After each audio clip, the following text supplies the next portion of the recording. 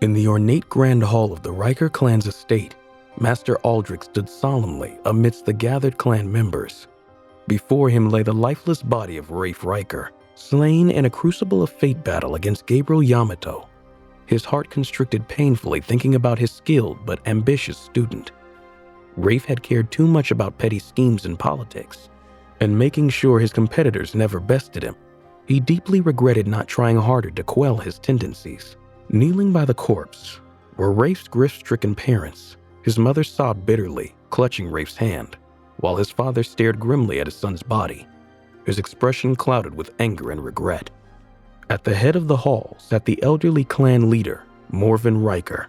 He gazed silently at the tragic scene, his thoughts unreadable. Master Aldrich sighed heavily. "Clan leader Riker, I'm afraid this tragedy stems from my negligence. I underestimated Gabriel's skills and allowed Rafe to duel him unprepared. Had I known the boy was a sword wielder, I never would have let Rafe challenge him. The fault is mine." He bowed in remorse. Morven shook his head. "You are not to blame. It was Rafe's own arrogance that led him astray. He knew the risks of challenging another to a crucible of fate battle." Master Aldrich sighed again. "Nonetheless, allow me to make amends. Does the Riker clan have any other promising use? I will take them under my tutelage at the academy." At this, Morven's eyes brightened slightly. He called out, "Flynn, come forward." A slender boy of about 15 or 16 emerged from the crowd and bowed deeply before the distinguished teacher. "Greetings, Master Aldrich." "This is Flynn Riker, one of our more skilled youths in the Riker clan," Morven introduced. Examining the boy, Master Aldrich nodded approvingly. "He shows promise. Come to the academy tomorrow. Look for me on the Western Peak. I will instruct you personally." Flynn Riker bowed deeply. "Thank you, Master. I am truly honored. I promise to work hard under your tutelage." With the matter settled, Master Aldrich took his leave. The moment Master Aldrich was gone, Rafe's mother snarled bitterly. "Clan leader, we must have revenge for Rafe. If that Gabriel boy is not killed, But Morven silenced her with a roar. "Enough! Gabriel Yamato is no ordinary Sunblessed. He is a sword wielder, which means that there's a high chance he has the backing of a powerful entity. More than that, he has become a fearsome fighter in his own right. The Academy will pour its resources into him and nurture his talents even more. Any retaliation against Gabriel or the Yamato clan now would only invite disaster."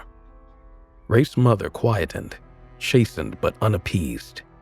Morven sighed, weariness etching his face. "I know your pain. It has not been long since we lost Jing in the southern mountain range, but we must think about what is good for our clan. We must tread cautiously from here on." He looked firmly at Flynn. "When you reach the academy, do not seek revenge from Gabriel. Focus only on your training. Become strong, and do not involve yourself in petty grudges." Flynn bowed. "I understand, clan leader." At last, Morven turned to his advisors. "Go to the Yamato clan and make peace. Offer gifts and apologies. Tell them that what happened on the southern mountain range was all a misunderstanding. We've investigated Jing's death and wrongly implicated Gabriel. Ask their forgiveness." Arriving back in Banner Hall with Inya, they said their goodbyes as Inya went to the training tower to practice, and Gabriel sought out Mistress Faye. He found her in her office. "Mistress Faye, may I enter?" Gabriel asked, knocking on the heavy wooden door.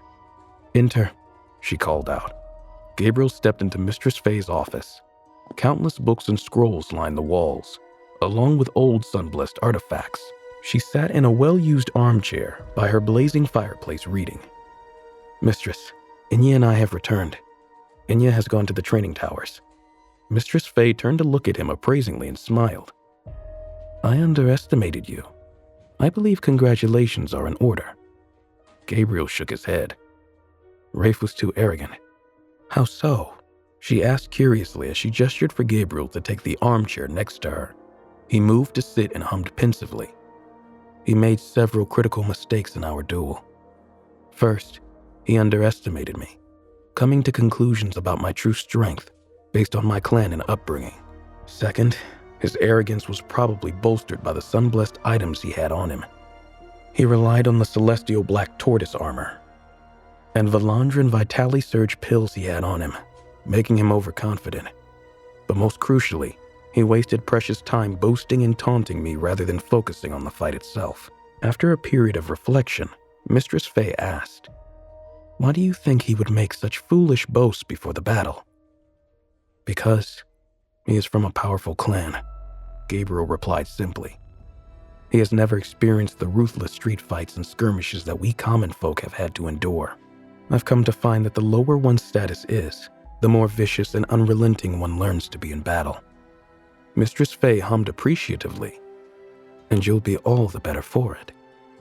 Gabriel added modestly, "But of course, arrogance aside, he was still no match for me. I've trained hard in the training tower. His fate was sealed the moment we stepped onto the field, be it a quick or slow demise." Mistress Faye laughed loudly. "You rascal, I do admire that self-assured spirit of yours." Gabriel took out a celestial pill he'd won off Rafe and presented it to Mistress Faye. "Mistress Faye, please, take this pill I acquired. It may prove useful to you in days to come." Mistress Faye hesitated for a moment at the immensely precious pill. "Please, I have another," Gabriel assured her. Mistress Faye finally accepted the gracious gift. "Thank you. I will treasure it." Gabriel rose and bowed slightly. "I shall take my leave to train." As he departed, Mistress Faye gazed warmly at the pill in her palm. The more time she spent with Gabriel, the more she understood him. The youth responded to kindness with kindness. Smiling as she turned back to her book, she murmured, "Inya is wise in choosing him." Gabriel made his way to a secluded mountain peak near Banner Hall and sat down cross-legged. He looked out at the expanse before him, replaying the battle against Rafe in his mind. "You might have won the battle against the young Riker, but don't make the same mistake of growing arrogant." Master Talon's voice came. "Sword wielders may be rare, but there are others out there who will best you." "Yes, Master," Gabriel replied. "I will keep working." Reading from the immortal-grade manual he'd won from the training tower, he began to put its lessons to practice. As he meditated, focusing on circulating his sun-blessed energies within him, boundless spiritual energy instantly converged towards him like an incoming tide.